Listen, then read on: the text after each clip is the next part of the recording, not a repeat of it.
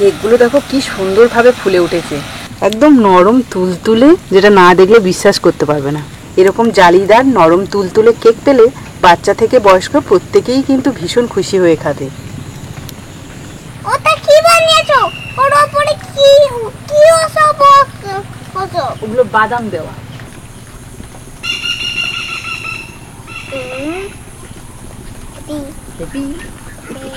নমস্কার বন্ধুরা, আমি সাবিত্রী। ভিল স্টোরি চ্যানেলে সবাইকে স্বাগত জানিয়ে আজকে রান্নাটা শুরু করছি।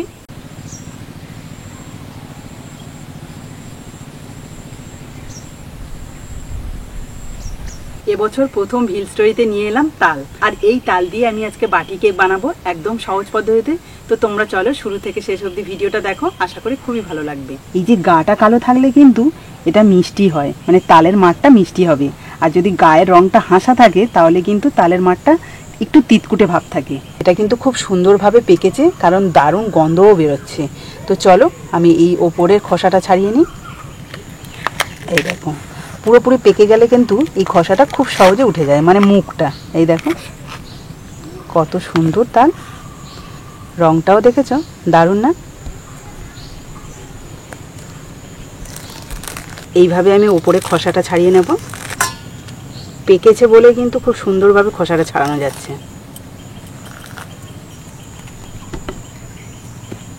আর হ্যাঁ, এই তাল কিন্তু আমি আগে থেকে ধুয়ে নিয়েছিলাম।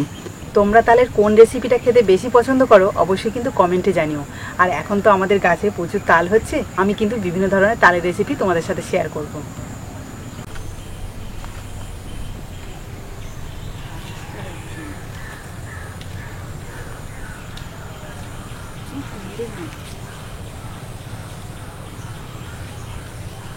দেখো তালটা পুরোপুরি ছাড়িয়ে নিয়েছি। এবার আমি এইভাবে তিনটে ভাগে ভাগ করে নিলাম, মানে তিনটে কোয়া আছে তো সেইভাবে ছাড়িয়ে নিচ্ছি। এবার একটু অল্প জল দিয়ে হাত দিয়ে কচলে নিতে হবে, তাহলে কিন্তু তালের মাঠটা বের করতে খুবই সুবিধা হবে।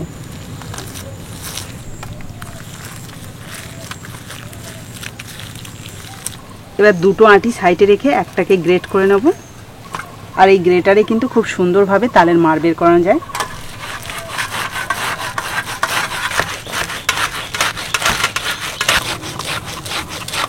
দেখো কত সুন্দর তালের মাঠটা পরিষ্কার হয়ে বেরিয়ে যাচ্ছে। সম্পূর্ণ তাল থেকে মাঠটা বের করে নিয়েছি। এবার এই মাঠটাকে আমি ছেঁকে নেব।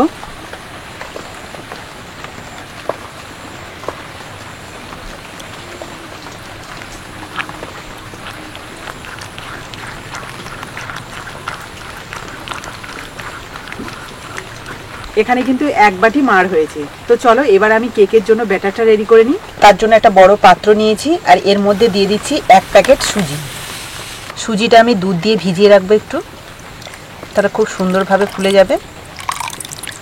প্রায় 5 মিনিট মতো রেস্টে রেখেছিলাম, আর সুজিটা দেখো কত সুন্দরভাবে ফুলে গেছে। এই দেখো, এবার আমি এর মধ্যে দিয়ে দেবো প্রায় 1 কাপ মতো চিনি, 2/3 কাপ ময়দা, অল্প একটু নুন। আচ্ছা, এখানে আমি ময়দা ব্যবহার করেছি, তোমরা চাইলে কিন্তু চালের গুঁড়োও ব্যবহার করতে পারো। 2/3 কাপ দিয়ে দিচ্ছি তালের মাড়, আর দিয়ে দেবো 3 চামচ মতো গুঁড়ো দুধ। এবার সব কিছু হাতের সাহায্যে ভালো করে মিশিয়ে নেব। এতে কিন্তু আমি আলাদা করে আর জল দিলাম না, আমি বেশ কিছুক্ষণ ব্যাটারটাকে মাখিয়ে নিচ্ছি। এতে করে চিনিগুলো যে দানা দানা ছিল সেগুলো কিন্তু ভালোভাবে গুলে যাচ্ছে। চলো এবার আমি ব্যাটারটাকে সাইডে রেখে উনুনটা ধরিয়ে নিই কেক বানানোর জন্য। উনুন ধরিয়ে নিয়েছি, এবার একটা কড়াই বসিয়ে দিচ্ছি। কড়াইতে দিয়ে দিচ্ছি বেশ কিছুটা জল। কেকটা কিন্তু আমি জলের ভাপেই বানাবো, তার জন্য এই যে 2 কাপ মতো জল দিলাম। ওদিকে কড়াইতে জলটা গরম হতে থাকুক, ততক্ষণে আমি এখানে 4টে বাটি নিয়েছি, এই বাটিগুলোকে রেডি করে নেব। বাটিগুলোর গা থেকে কেক যাতে সহজে উঠে আসে তার জন্য আমি একটু তেল ব্রাশ করে নিয়েছি বাটিতে। এবারে এদিকে যে ব্যাটারটা আমি রেডি করে রেখেছিলাম তাতে আমি দিয়ে দেবো 1 প্যাকেট ইনো। তোমরা চাইলে বেকিং পাউডার আর বেকিং সোডাও ব্যবহার করতে পারো। এবার অল্প একটু জল দিয়ে ভালো করে মিশিয়ে নেব।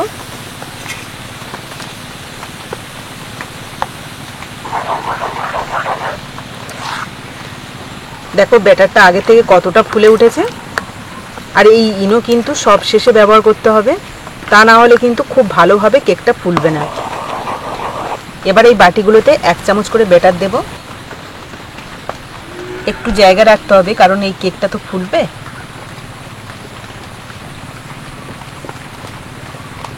এই যে গরম জলের মধ্যে একটা স্ট্যান্ড বসিয়ে দিয়েছি। এখানে যে 4টে বাটি আমি রেডি করলাম সেটা একটা থালার মধ্যে রেখে এই স্ট্যান্ডের উপর বসিয়ে দিলাম। এবার উপর থেকে একটা ঢাকনা দিয়ে দেব।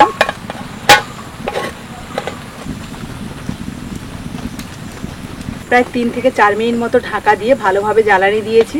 এবার ঢাকনাটা খুলে ওপর থেকে একটুখানি বাদাম দিয়ে দেব।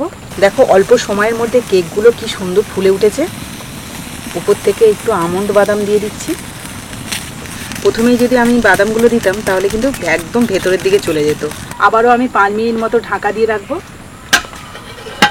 5 মিনিট হয়ে গেছে। এবার ঢাকনাটা খুলে দেখব কেমন হয়েছে। কেকগুলো দেখো কি সুন্দরভাবে ফুলে উঠেছে। আর এই যে বাটিগুলো যে আমি একটু কম রেখে ব্যাটার দিয়েছিলাম তাতে করে কিন্তু কেকগুলো ফুলতে সুবিধা হয়েছে। আর একটুও ফেটে যায়নি, দারুণ দেখতে লাগছে। কালারটাও কিন্তু অসাধারণ। এবার দেখো এখানে একটা সরু কাঠি নিয়েছি। কাঠির সাহায্যে চেক করে নেব এই কেকগুলো সম্পূর্ণ রেডি হয়েছে কিনা। এই দেখো একটুও কিন্তু কাঠির গায়ে জড়ছে না, মানে কেকগুলো খুব ভালোভাবে রেডি হয়ে গেছে। এবার আমি নামিয়ে ঠান্ডা করে নেব।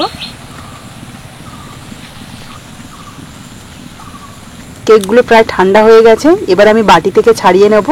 আর ছাড়ানোর সময় দেখো এই যে হাত দিয়ে জাস্ট আমি এইভাবে চারদিক থেকে ছাড়িয়ে নিচ্ছি, তাতেই কিন্তু খুব সুন্দরভাবে ছেড়ে যাচ্ছে। এই দেখো কি সুন্দর জালিদার হয়েছে। দেখো কেকটা একদম নরম তুলতুলে, যেটা না দেখলে বিশ্বাস করতে পারবে না। তো বন্ধুরা তোমরা দেখতেই পেলে কত সহজে এই বাটি কেকগুলো বানানো যায়। সবগুলো কেক আমি একইভাবে ছাড়িয়ে নেব।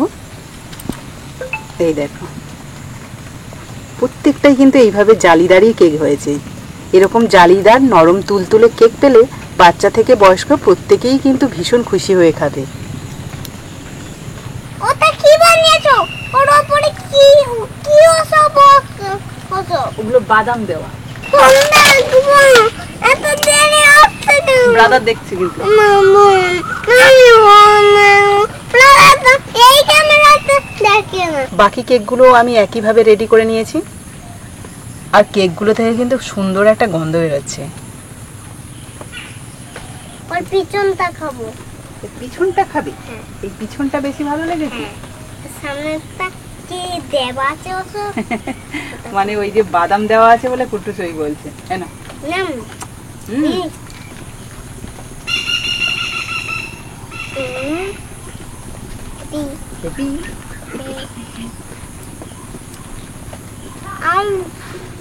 এই দেখো হোম।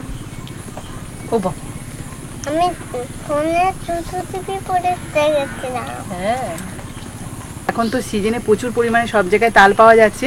আর সেই তাল দিয়ে যদি এরকম স্বাস্থ্যকর কেক বানিয়ে দেওয়া যায় তাহলে বাচ্চারা কেমন মজা করে খাবে হ্যাঁ তো। সেটা কুট্টুসকে দেখেই বোঝা যাচ্ছে। হ্যাঁ তো হ্যাঁ তো বাচ্চারা মজা করে খাবে, তো বড়রাও খাবে। এটা বড় জিনিস নয়, বড়দের জিনিস নয়, বাচ্চাদের, শুধু ছোটদের জন্য। আচ্ছা। তো বন্ধুরা তালের এই বাটি কেকটা কত সহজে বানিয়েছি তোমরা নিশ্চয়ই দেখেছো। আর আশা করি প্রত্যেকেই বাড়িতে বানাতে পারবে। তো চলো আজকে ভিডিওটা যদি তোমাদের ভালো লেগে থাকে তাহলে প্লিজ একটা লাইক করে দিও। আর বন্ধুদের সাথে প্রচুর প্রচুর শেয়ার করে ভিডিওটা, যাতে সবাই দেখতে পায়। তো আজকের মতো টাটা, পরের দিন আসবো আবার একটা নতুন ভিডিও নিয়ে। ততক্ষণে ভালো থেকো, সুস্থ থেকো। Bye bye.